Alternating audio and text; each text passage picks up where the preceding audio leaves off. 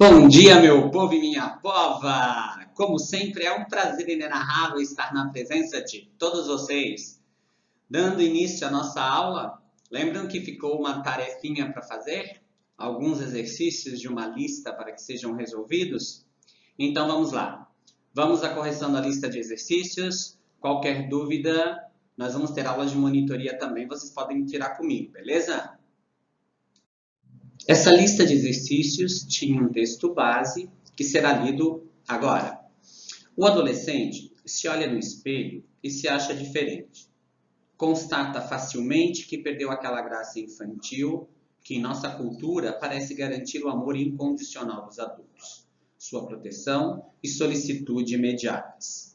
Essa segurança perdida deveria ser compensada por um novo olhar dos mesmos adultos, que reconhecesse a imagem púbere como sendo a figura de um outro adulto, seu par iminente. Ora, esse olhar falha, o adolescente perde, ou para crescer renuncia, a segurança do amor que era garantido à criança, sem ganhar em troca outra forma de reconhecimento que lhe pareceria, nessa altura, devido. Ao contrário, a maturação que para ele é evidente, invasiva e destrutiva do que fazia sua graça de criança, é recusada, suspensa, negada. Talvez haja maturação, lhe dizem, mas ainda não é maturidade. Por consequência, ele não é mais nada, nem criança amada, nem adulto reconhecido. O que vemos no espelho não é bem nossa imagem, é uma imagem que sempre deve muito ao olhar dos outros. Ou seja, me vejo bonito ou desejável se tenho razões de acreditar que os outros gostam de mim ou me desejam. Vejo, em suma, o que imagino que os outros vejam. Por isso, o espelho é ao mesmo tempo tão tentador e tão perigoso para o adolescente, porque gostaria muito de descobrir o que os outros veem nele. Entre a criança que se foi e o adulto que ainda não chega, o espelho do adolescente é frequentemente vazio. Podemos entender então como essa época da vida possa ser campeã em fragilidade de autoestima. Parado na frente do espelho, caçando as espinhas, medindo as novas formas do seu corpo, desejando e ogerizando seus novos pelos ou seios, o adolescente vive a falta do olhar apaixonado que lhe merecia quando criança e a falta de palavras que o admitam como par na sociedade dos adultos. A insegurança se torna, assim, o traço próprio da adolescência. Grande parte das dificuldades relacionais dos adolescentes, tanto com os adultos quanto com seus coetâneos, deriva dessa insegurança. Tanto uma timidez apagada quanto o estardalhaço maníaco manifestam as mesmas questões constantemente à flor da pele, de quem se sente não mais adorado e ainda não reconhecido. Será que sou amável, desejável, bonito, agradável, visível, invisível, oportuno, inadequado? Com Tardo Caligares. Vamos à primeira questão. Número 1. Releia. O que vemos no espelho não é bem nossa imagem. É uma imagem que sempre deve muito ao olhar dos outros. Bom, para que nós possamos entender esse texto, esse trecho ainda melhor, é interessante nós verificarmos no texto onde que ele está, para que não tenhamos interpretações equivocadas. Esse trecho está no segundo parágrafo, lá na linha 20. Acompanhe comigo. O que vemos no espelho não é bem nossa imagem. É uma imagem que sempre deve muito ao olhar dos outros. Ou seja, me vejo bonito ou desejável se eu tenho razões de acreditar que os outros gostam de mim ou me desejam. Vejo, em suma, em resumo, o que imagino que os outros vejam. Então, na verdade, eu não vejo o que eu penso sobre mim. Eu vejo o que os outros dizem que eu sou. Se os outros dizem que eu sou bonito, eu me vejo bonito. Se os outros dizem que eu sou feio, eu me vejo feio. É essa a ideia do texto. Então, assinale a alternativa que melhor explique esse trecho. O que vemos no espelho não é a nossa imagem, é uma imagem que deve sempre muito ao olhar dos outros. Letra A. Para conhecer o que somos, não basta conhecer o olhar dos outros? Não.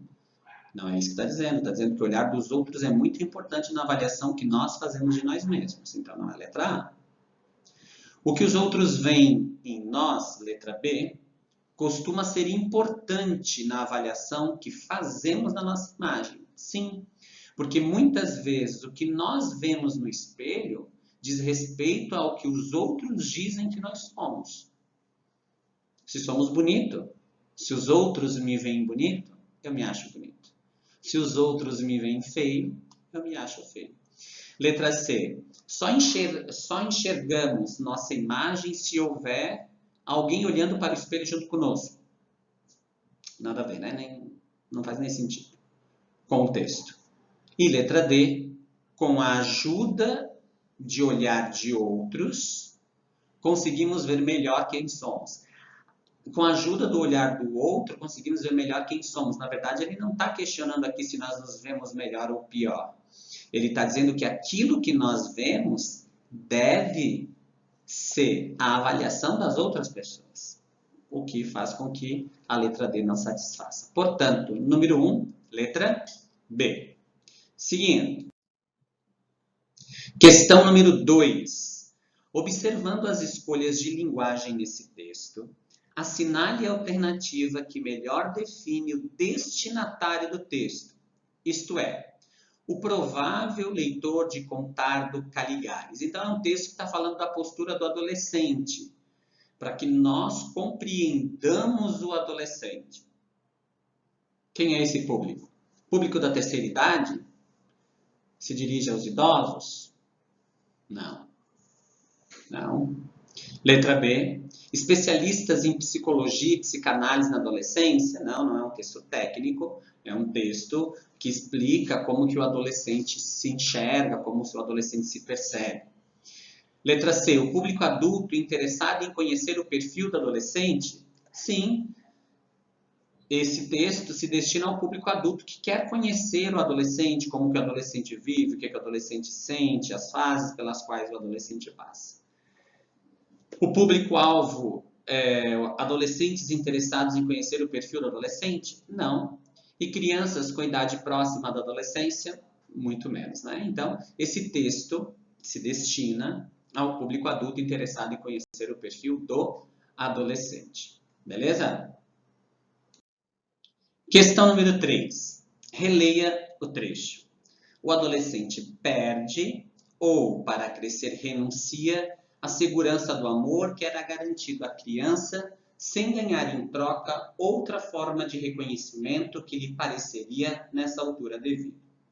Qual o tipo de sujeito do verbo destacado? Bom, aqui eu tenho destacado o verbo perde.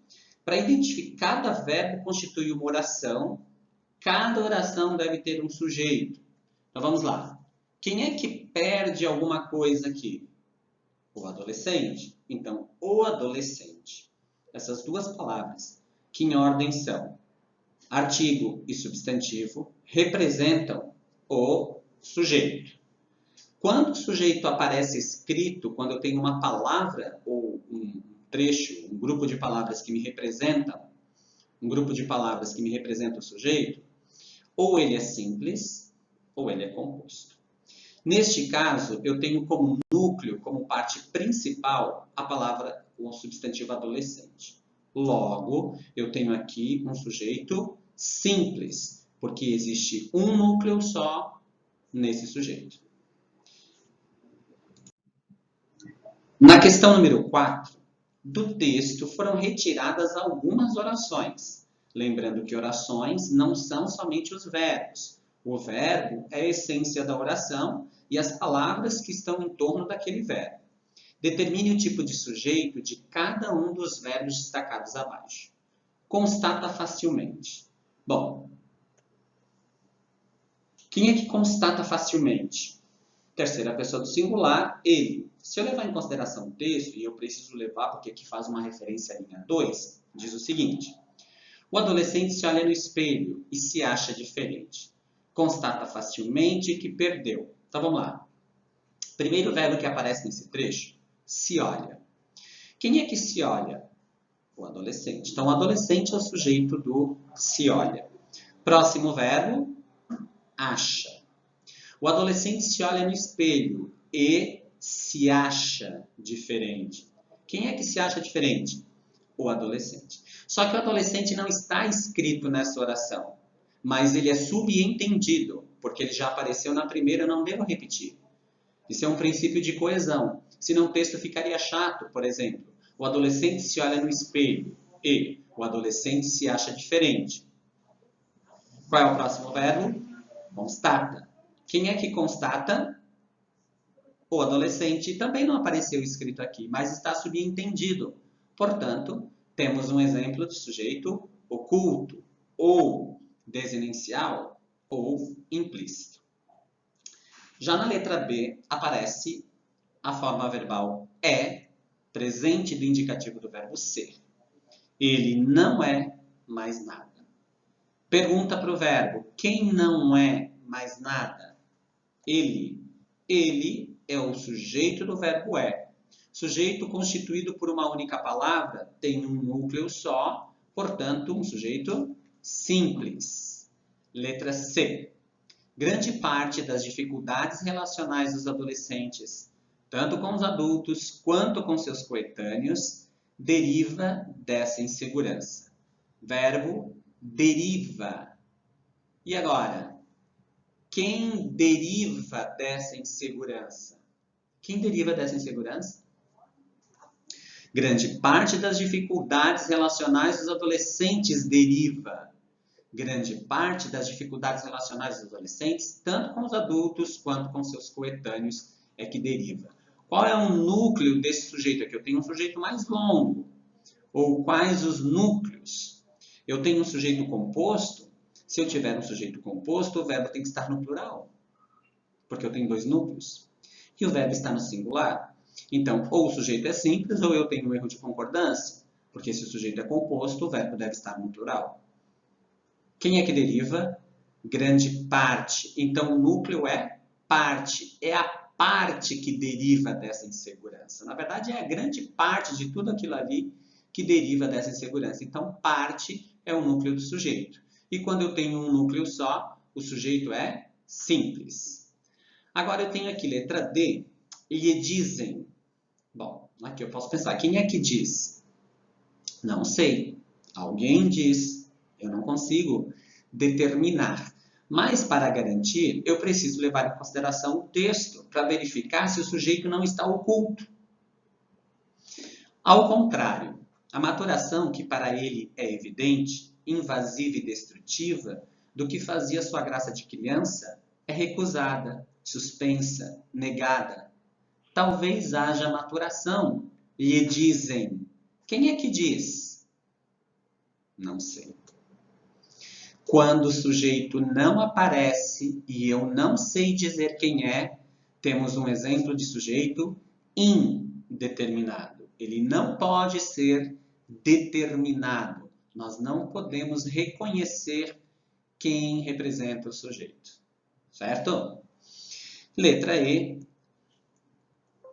Tanto uma timidez apagada quanto estardalhaço maníaco manifestam. Então, quem é que manifesta? Tanto uma timidez apagada quanto estardalhaço maníaco. Aqui eu tenho um exemplo de verbo no plural. Então, ou eu tenho um núcleo do sujeito no plural, ou eu tenho um sujeito composto, tenho mais de um núcleo. Quem é que manifesta as mesmas questões?